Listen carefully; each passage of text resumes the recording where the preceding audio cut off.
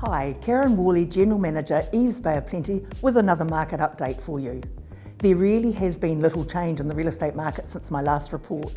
Suffice to say, the market has entered a new normal and everyone from buyers, sellers and salespeople are adjusting and becoming accustomed to it. From a seller's perspective, here in the Bay of Plenty, while statistics would say very little has changed in terms of our average sale price moving up or down, days on market have moved out from 42 to 54 days to sell in Tauranga in the last month and from 40 to 49 days to sell in the Mount and Papamoa. More patience is required when selling your home to allow the process to take its course and your salesperson to find your buyer. Whilst we are seeing an increase in the number of properties coming onto the market, we have some real reluctance for many potential vendors to put their property up for sale due to several factors. The first is seasonal winter blues, or when vendors feel their property is not looking as stunning as it does in spring. The second is the chatter around properties decreasing in value compared to late last year.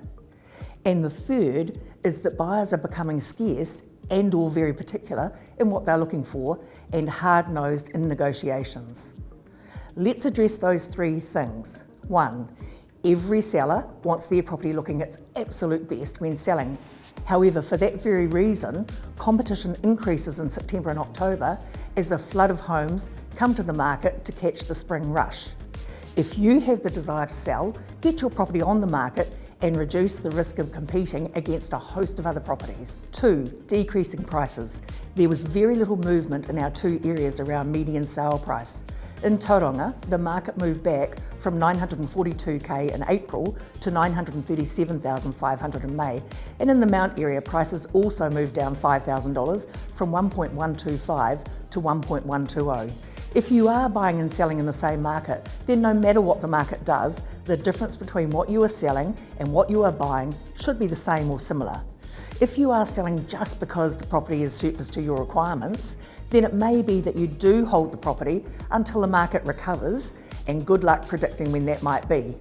But if you are selling for any other reason, the sale price allows you to achieve that goal, then you should sell and move on. 3, over the past 2 years, an unconditional sale regularly occurred in less than a month of the property coming to the market, and buyers fought to buy with a real fear of missing out.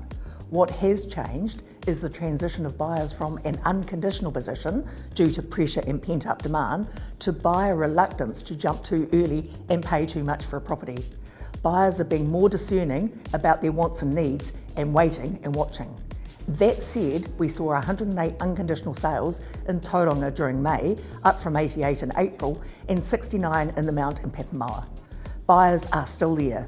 If you're selling, be patient with the negotiation process, work with your salesperson, and remember the buyers have time on their side and they have plenty of legwork to do to get into an unconditional position. Talk to us about the current market cycle and how and where to market your property and the results we are achieving. It is more important than ever right now to have an experienced and successful brand and salesperson on your side to navigate you through the selling process. Buyers, is now the right time to buy? The real advantage of this new normal to you is that it does give you time. Time to do your homework well, time to get your finance organised, time to get that specialist report you need for the bank and for your own peace of mind, time to be more discerning about the property you are seeking to own. But here's a word of warning. As talk of interest rates rising continue, many of our buyers are being re-evaluated by the banks after they've found a property, only to hear the original amount they were approved for has been reduced. Worse still, buyers are missing properties because they are paralysed into acting by the thought they may be paying too much for a property.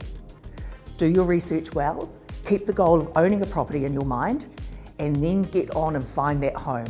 If you love it, you should own it. If it's an investment and achieves what you want it to achieve, then you should buy it. Again, I challenge you to read the market and let me know when it's bottomed out, because I can almost guarantee that when that happens, you have already missed the bottom of the market and it's trending back up. If you are thinking of buying or selling, Eves has been through this cycle many, many times. Feel free to call me or any one of our experienced Eves people to discuss your property goals. Eves, exceptional every day. Thanks for watching.